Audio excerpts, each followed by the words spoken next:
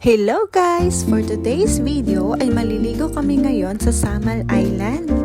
Medyo hapon na nga ito pagdating namin dito sa Samal Ferry Terminal. Sakto nga pagdating namin doon ay may barge na nagpapasakay. Akala nga namin ay makakahabol pa kami kaya lang puno na sila. Kaya nagantay na naman kami ng ibang barge na aalis. Buti na lang talaga at hindi naman kami nagantay na matagal. Medyo madilim na nga to pagdating namin sa Samal Island at magbabiyahe pa kami ng 20 to 30 minutes papunta doon sa resort na pupuntahan namin.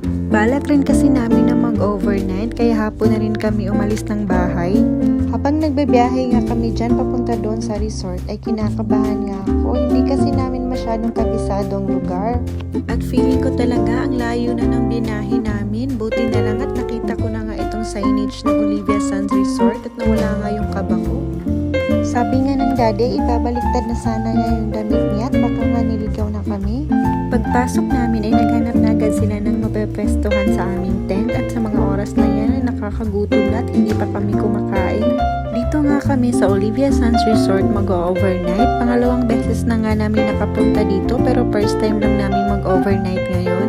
Nagustuhan kasi namin dito ni daddy dahil malinis yung lugar at tahimik lang din dito.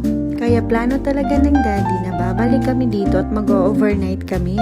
Kinabukasan nga niyan ay medyo maliwanag na nga kami nagising at napasarap nga yung tulog namin sa tent. Buti na lang din talaga at hindi nag-iiyak itong si Kendra at masarap din yung tulog niya. First time din kasi niyang matulog dyan sa tent. Sarap talaga sa feeling pagkagising mo sa umaga ay ganitong view agad ang makikita mo. Malinis at tahimik yung lugar nila dito kaya kung gusto mong mag-relax ay makakapag-relax ka talaga. Naglakad-lakad lang kami dyan saglit pagkatapos naghanda na ako nitong lulutuin ko para sa agahan namin. Meron na rin sila ditong outlet at wala ka nang babayaran sa paggamit dito kaya nagdala kami ng electric stove. Nagbaon na rin kasi kami ng lulutuin namin pang agahan, itlog at saka hotdog lang yung dinala namin para madali lang lutuin. Isa rin sa nagustuhan namin dito ni daddy ay pwede makapagdala ng pagkain at wala kang babayarang corkage. Bali ang nabayaran namin dito ay entrance fee at nagrent na rin kami ng lamesa at saka itong upuan. At kung gusto mo mag-overnight dito at wala kang tent, meron din silang tent na pinaparentahan. Nagustuhan talaga namin dito ni daddy kaya dito ang napili naming mag-relax. Pagkatapos kong nagluto ay si daddy naman ang naghanda para sa coffee namin.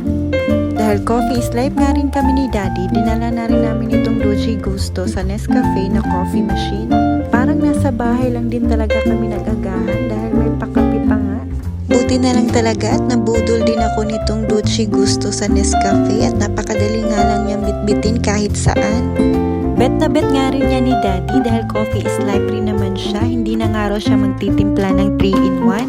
Pagkatapos nga namin naghanda ni daddy ay kumain na nga kami agad at itong si Kendra ay panay na nga ang tingin sa dagat at excited ng maligo. Tuwang-tuwa na naman itong bata at napagbigyan nga yung hilig niyang mag-swimming.